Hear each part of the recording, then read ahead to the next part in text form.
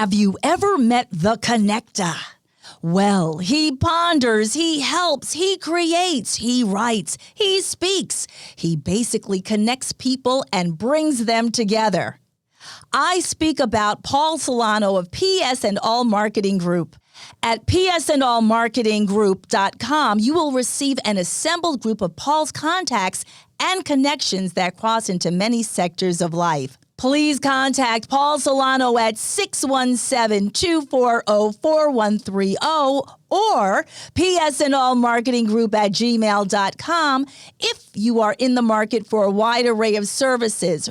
Again, please contact The Connector, Paul Solano at 617-240-4130 or psandallmarketinggroup@gmail.com with any questions. And now, here's Paul Solano, the host of Paul Ponders. Welcome to #Paul Ponders. I've really enjoyed bringing you fun, informative, intriguing, and pondering podcasts. Many thanks to #PodPro Entertainment. Today's collaborating sponsor, Scott Albertson of #Project142.org, Riverworks Credit Union, NMLS number 410564, and Remax Renaissance Realty of Reading. Thanks for listening, rating, reviewing, and subscribing. Let #Paul Ponders begin. Greetings, everyone. I hope everyone is doing well. And I'm very fortunate to have a longtime friend from Malden, Massachusetts, Mr. Jerry Leone, on as our guest. Jerry's been involved in many civic activities, and he's been involved in politics, and he's really a man about town if you know Malden, Massachusetts. And it's one of those things that sometimes people have very unique hobbies that you never really think they have or anyone is involved with and all. But our guest this evening, Mr. Jerry Leone, is going to talk to us about his very special hobby. But first, I want to welcome Jerry. Jerry, welcome.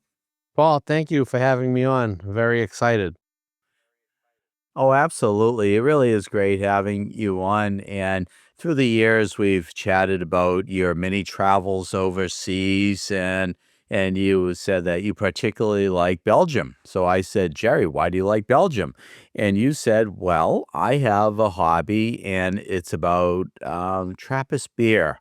So, Jerry, what exactly is a Trappist beer, and what makes it different from any other beer? Trappist beers are very unique. They are brewed primarily by Trappist monks. Now, Trappist monks are an order of Cistercian monks who broke away in the medieval times from the Benedictine order, but they have very strict rules that they follow.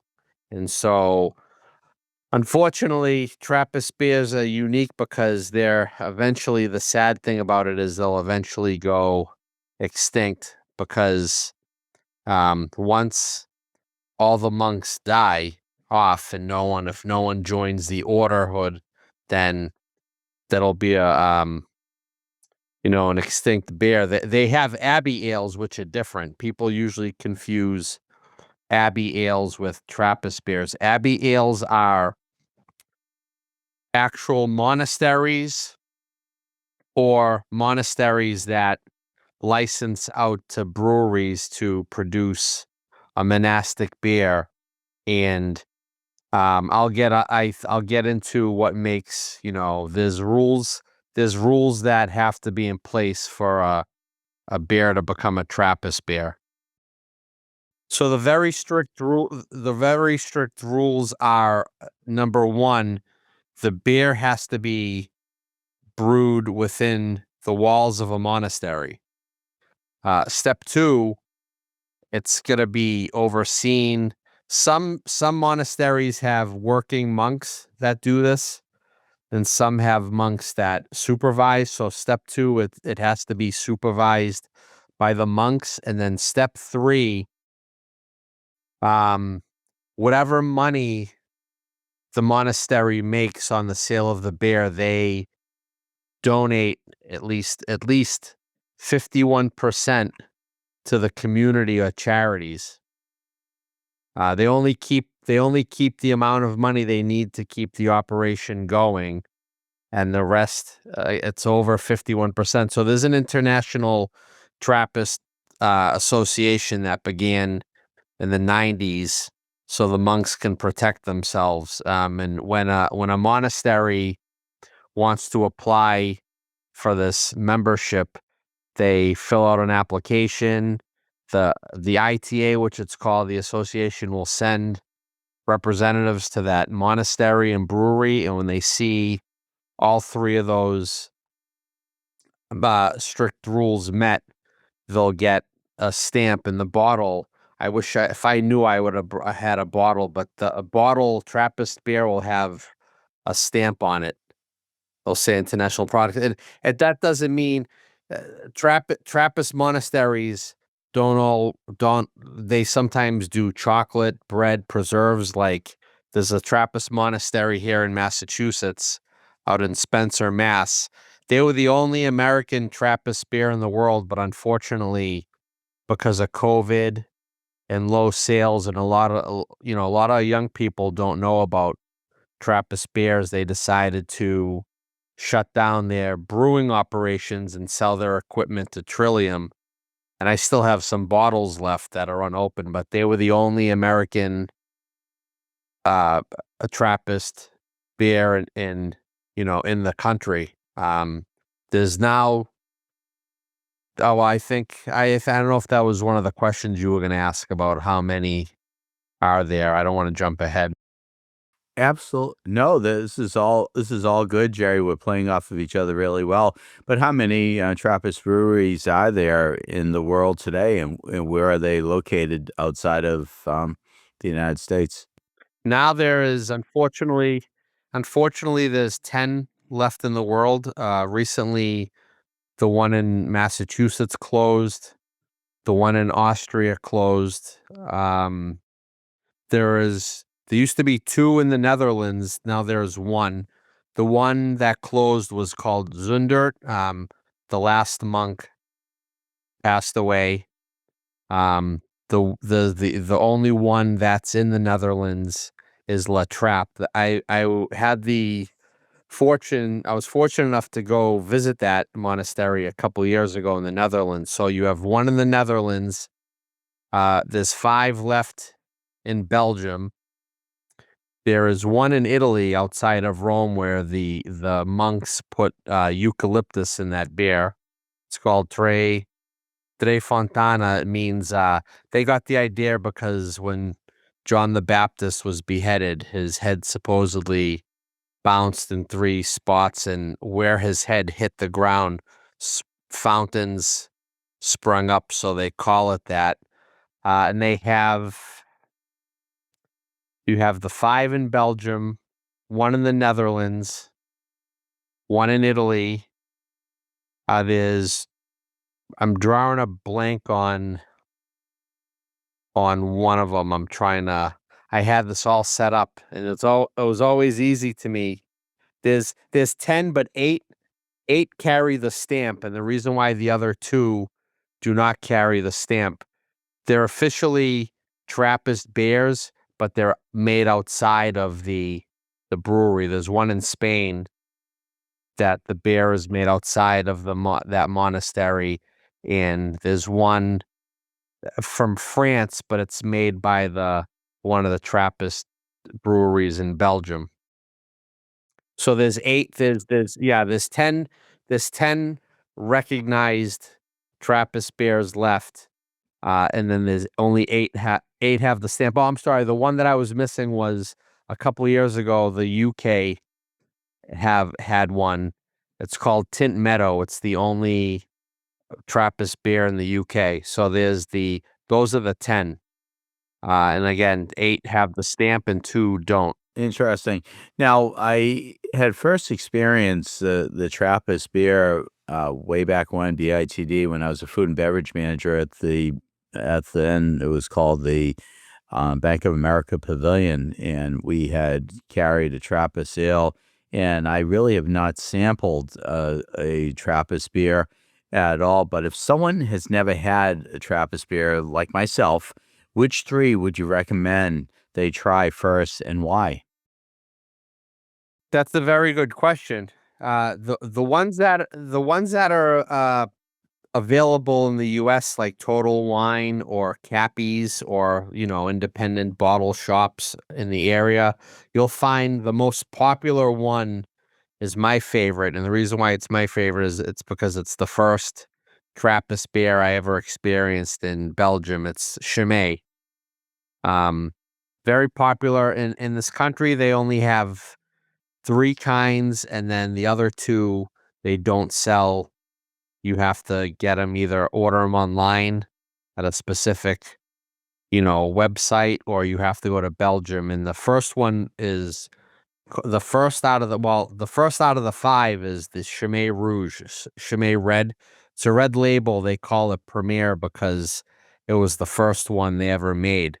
Um, then in the 50s, they came out with a Christmas one, Chimay Blue, and it was so popular they decided to actually keep it on the line. They have a blonde, it's a triple. It's called Chimay 5 Cent, and it's a white label. So the red is 7%, the blonde is 8%, the blue is 9%, and then they have a dory. It's gold. That's the specific one that the monks drink, and that's 4.5%. And then when that monastery turned 150 years old, they came out with Chimay Verde. It's a green label, and that's 10%. So you have double the Trappist monks are the ones that came up with that double, triple, and quad. They used to mark X's on the barrels in the medieval times. That's how they would determine the strength. And Trappist beers are they're very strong. The lowest ABV, the alcohol is a 7%, and the highest one is Rochefort. Rochefort is sold here. You can find it at that place in Malden Fine Wines. I just gave them a plug. Uh, they have an 11.2% Trappist beer, and it's made with uh, prunes and dates. I actually cloned a Trappist beer a few years ago. If I was a brewer, I couldn't sell it legally because I'm not a monk.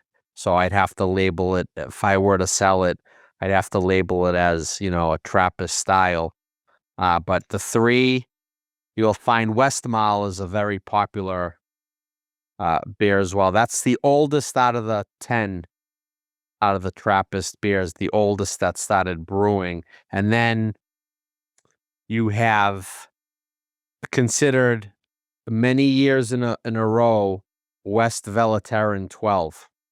The bottle used to not have a label, but in Belgium passed a law that all beer have to have labels. That's considered the best beer in the world. That's not sold in the U.S. If I buy it online, it's this rare that the monks only make a certain amount. They stop for the year, and if you go to their monastery, you have to call ahead, and a monk literally comes out with a clipboard and copies down your license plate, and you're only allowed 2 cases. If I buy that beer online, it could cost me up to $70 a bottle. That's why I go to Belgium a lot, and I buy it there and bring it back. I bubble wrap them. I'm paying $14 American for that over there, and it's each. I have every Trappist, so I have every beer in Belgium. Belgium is the country with the most beers in the world. Every beer, believe it or not, has its own glass, which is called the chalice. And in Belgium, when you go to bars, if you order a certain beer, doesn't have to be a Trappist. If you order a certain beer and they don't have that glass available, they won't let you drink it. You can't get it. And people ask me all the time, you know, how do you drink? Trappist beers to be enjoyed have to be in a certain glass. I mean, you can drink it. Worst comes to worst, put it in any glass, but to enjoy it, to bring the flavor out, it's got to be in a chalice.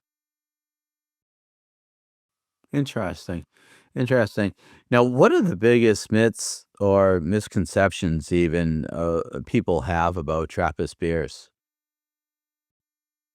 Well, some people say that they're too strong, but that's if you drink a lot of those. When you drink Trappist beers, locally where I go to drink a Trappist beer, I know one time a bar in Malden, Hugh O'Neill's had Chimay Red on tap.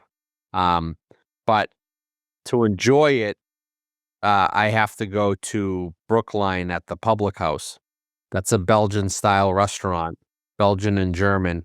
And the bartender knows us when we come in. He literally, not kidding around, but between every couple of sips of a Trappist beer, you should be drinking water because let's just say that when you wake up the next morning, you either felt like you got hit by a truck or you want to get hit by a truck. It's that strong for someone who's not. And some of these flavors are an acquired taste, like Guinness. The Irish stout. That's considered a milk stout. But some Trappist beers taste light and they're heavy. Um, so I guess that myth is probably true, or the misconception. Interesting. Well, just as a quick aside, I think you want to pair that beer with maybe fish and chips made by the fish fryer or the chipmunk. I don't know. You may want to do that. You really should be having some food with that. But anyways, you've traveled to Belgium several times, and what has been your favorite Trappist monastery or brewery experience? Well, like I mentioned, last time I was in Belgium was last November. I went the day after Thanksgiving to see the Christmas markets. I started seeing different Christmas markets in Europe. I'm actually going back to Belgium in November, but I'm bringing two of my childhood friends with me. One who I've traveled with before, and another one I haven't traveled with in 15 years. And the last time he ever went with me was one of the times I've been to Oktoberfest, like I've mentioned to you before. That's another passion, maybe another episode in the future. But when I brought him with me, that was the 200th anniversary of Oktoberfest back in 2010. I've been going to Oktoberfest since 1999. And last 2 years ago was the first time I was back in 14 years, and that was my ninth visit. When you go to Belgium, unless you rent a car, some of these breweries are Trappist monasteries are out of the way unless you're renting a car. But like I said earlier, the only one I went to was the only one left in the Netherlands, La Trappe. Hmm. Interesting. Interesting. Well, as we start to wind down, Jerry, I have to ask you, what is your favorite Trappist beer, and what is the proper way to taste and enjoy a Trappist beer? My favorite is Chimay. Um, and if we have a couple of seconds left, I'll show you something cool. How you do it is when you're not ready to drink it, you store it somewhere cool, and then you put it in the refrigerator. About maybe 20 minutes before you drink it, you want to let it settle on the counter. Then you open it and you tilt the glass at a 45-degree angle, um, and you let it sit. The longer the Trappist sits as you drink it, it'll change its flavor profile, and when it gets warmer, it gets better. But the longer you age Trappist beers, the better they are. And as we close, I had emailed the monks at the monastery of Chimay to send me each of their different bottle caps, and I had a plaque made when I worked at the jeweler's building. Um, I'll try to show you, and I've had this made. These are all five Oh of my. their Oh, that caps. is great. Yeah, with the fleur de Wow. lis. That Yeah. is awesome. Oh, as one Our plaque. our As listeners our listeners at home cannot see this, but that is one awesome, awesome plaque, and Chimay is spelled Chimay, correct? correct. And I'll have Awesome. to, next time I see you, I'll have to bring you a bottle.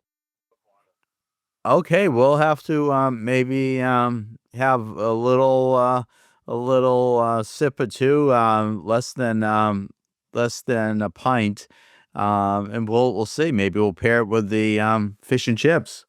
Yeah, I'm in the process of getting my Cicerone program. That's the equivalent of instead of a sommelier for wine, a Cicerone is someone who is an expert in beer, and there's 4 steps. The last step, there's only 28 people in the world that have that.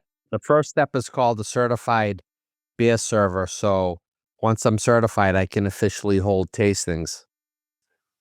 Oh my.